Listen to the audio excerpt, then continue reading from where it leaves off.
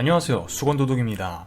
오늘은 가성비가 좋은 SUV 두 대를 한번 알아볼 텐데요. 물론 SUV 특성상 연식이 오래되어도 쓰임새가 좋아 그랜저나 소나타 같은 세단들보단 감가율이 적지만, 오늘은 당시 경쟁 차종들보다 비교적 저렴한 중고값을 가지고 있는, 하지만 그렇다 해서 성능이 떨어지거나 상품성이 떨어지는 것은 아닌, 아무튼 생각보다 가성비가 좋은 친구들에 대해서 알아보도록 하죠.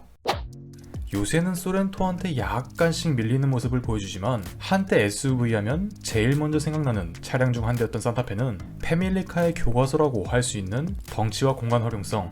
지금 보면 옛날 차 느낌이 강하지만 당시에 주먹밥 같던 다른 차량들과 비교했을 때 매우 세련되고 날렵한 디자인을 필두로 아빠들의 많은 사랑을 받았는데요.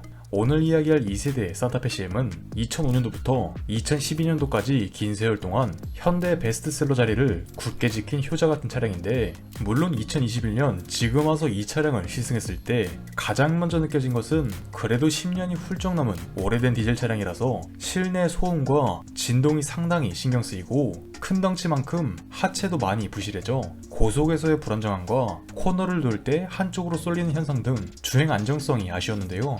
물론 이전 차주가 병적으로 관리했던 친구들은 이런 현상들이 확실히 적게 느껴졌지만, 대개 컨디션이 좋지 못한 친구들은 여러모로 운전을 하기에 피로감이 심했습니다. 하다못해 브레이크 조작도 굉장히 불편한, 역시 세월엔 장사가 없죠. 하지만 그런 단점들에도 이 친구를 살 이유는 분명히 있는데요. 일단 앞서 말한 패밀리카로 이용하기에 부족한 부분이 없는 덩치와 공간 활용성을 가졌음에도 중고차 값이 상당히 저렴하다는 장점. 2009년식 기준 같은 엔진과 변속기가 들어가던 소렌토 R보다 약 100만원에서 150만원 이상 저렴한 중고값을 가지고 있는데, 뭐 당시 산타페와 소렌토는 껍데기만 다른 형제 차량이었어도 소렌토 R은 당시 풀체인지가 된 신형이었기 때문에 좀 더 중고가 방어를 잘 하는 것으로 보여지네요. 그리고 국민 SUV의 대명사답게 엄청 많이 팔려서 지금도 도로에서 흔하긴 하지만, 그만큼 부품 수급도 타 차량 대비 쉽고 저렴한 보험료와 수리비, 만점 수준인 충돌 안전성, 무엇보다 정말 잘 만든 차량이기 때문에 잔고장도 크게 없어 무난하게 타고 다닐 수 있습니다. 총평하자면 가격이 좀 있더라도 관리만 잘 된 친구를 데려오면 가격 대비 만족감이 최고다, 이렇게 말할 수 있는데요. 상황에 따라 매연 저감 장치가 달린 차량을 우선적으로 보시는 것도 좋습니다. 이 친구의 구매법은 두 가지가 있습니다. 첫 번째는 한 2007년, 2008년식 모델로 300만원대에서 400만원대 초반 가격으로 가성비 있게 구매하는 방법이고, 두 번째는 500만원대로 가격이 많이 올라가지만 2009년식 이후 페이스리프트, 즉 여러 개선이 된 차량으로 구매하는 방법인데요. 물론 차량 자체는 개선이 된 후자가 무조건 좋지만, 그래도 한 푼 한 푼이 아쉬운 분들은 전자를 선택하셔도 크게 문제는 없다고 생각합니다. 전자의 경우 2007년식 기준 매물이 제일 많은 중간 등급 MLX 등급, 그 중에서도 차체 자세 제어 장치를 추가 옵션으로 고를 수 있던 고급형 모델을 고르는 게 좋고요. 후자의 경우 2009년식 기준 역시 MLX 등급에서 구매하는 게 좋아 보입니다. 그중 럭셔리 모델에는 가죽 시트, 2열 열선 시트 정도가 추가되고, 프리미엄 모델에는 전방 주차 센서, 스마트 키, 메모리 시트, 타이어 공기압 경보 장치 정도가 추가됩니다.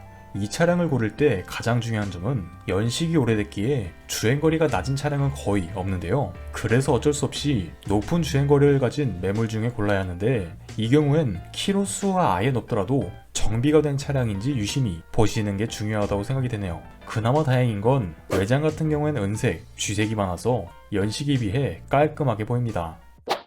두 번째 친구는 현대의 든든한 형님이었던 갤로퍼와 테라칸의 후속 모델이자 현재 국내 SUV 시장의 절대 강자 팰리세이드의 조상님이라고 할 수 있는 베라크루즈인데요.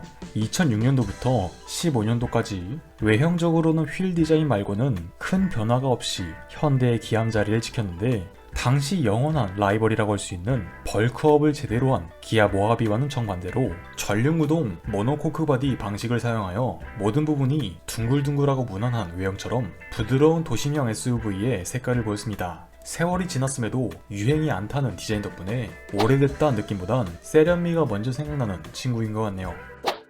물론 덩치가 덩치인 만큼 세금도 2010년식, 11년식 치고는 비싼 30만원 후반대, 연비도 산타페보다 2-3km 정도 낮은 11km대 복합연비 등 유지비적 메리트는 사실상 기대하기 힘든 차량이고, 아저씨 인증을 할 수 있다는 점, 물론 큰 고장은 잘 없겠지만 연식이 10년을 넘었기에 여기저기 자질구리하게 돈 들어갈 구멍이 많다는 점도 있습니다. 하지만 위 단점들은 단점은 써야겠는데 콕 집어서 말할 게 없어서 바닥까지 박박 긁어모은 건데요. 사실 이 차량이 갖는 장점이 훨씬 많아서 단점은 딱히 말하기가 힘든데 경쟁차종 모하비보다 충돌 안전성이나 오프로드 능력은 떨어지지만 반대로 그만큼 월등한 승차감과 보다 넓은 실내 크기, 그리고 모하비는 상대적으로 가격적인 거품이 없지 않아 껴있는데 베라크루즈는 이 거품이 없기 때문에 비슷한 사양의 차량을 20에서 30% 정도 더 저렴하게 구매할 수 있다는 점이 있습니다. 베라크루즈의 3000cc 6기통 엔진만의 부드럽고 부족함 없는 출력은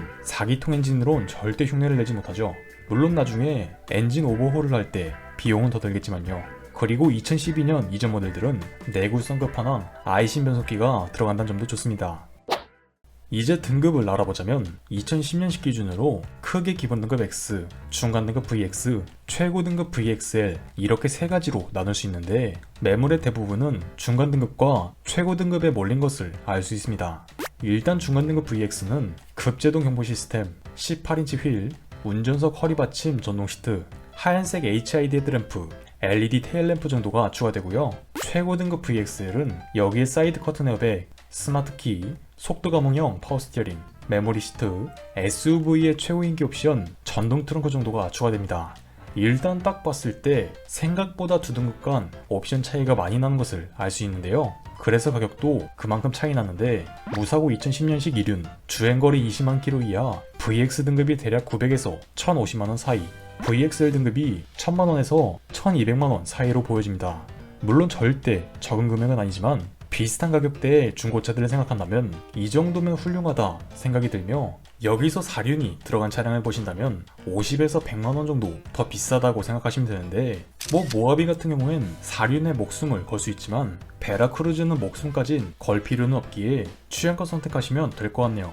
만약 2012년식 이후 엔진이 개선된 차량을 보신다면 오늘 추천드린 값에서 300만원 정도 더 보시면 되고 정말 저렴하게 500만원대, 600만원대에서 구매해 수리를 해가면서 타시는 분들도 있으나 일반적인 경우엔 시간도 시간이고 돈이 줄줄 새는 기분이 들기 때문에 자신의 상황에 맞춰 선택하시면 될 것 같네요.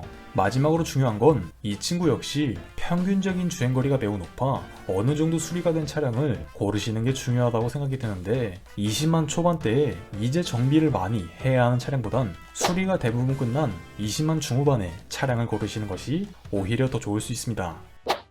오늘은 가성비 SUV 두 대를 알아봤는데요. 두 친구 모두 좋은 상품성을 가졌지만 역시나 당시 경쟁 모델이 좀 더 비싼 가격대를 형성하고 있어서 비교적 가성비가 좋은 친구들이라고 볼 수 있는데 정말 내가 1000만원 안쪽으로 적재 능력이 좋은 레저하기도 좋고 차박하기도 좋은 친구들을 구매하고 싶다면 정말 좋은 선택지 중 하나라고 생각이 드네요. 이상 수건도둑이었습니다.